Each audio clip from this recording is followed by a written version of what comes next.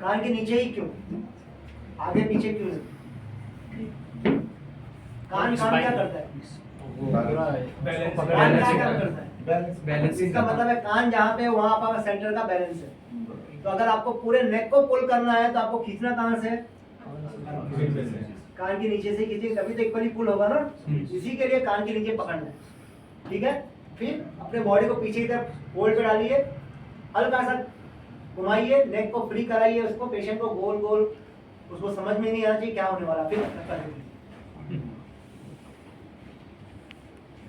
इसमें 3 force apply होता है, पहला माइनर लाइट फोर्स जो अभी हमने अप्लाई किया, एक होता है मिड रेट होता है थोड़ा ज्यादा फोर्स, और एक होता है हाई फोर्स जो हमने उन पे अप्लाई किया था,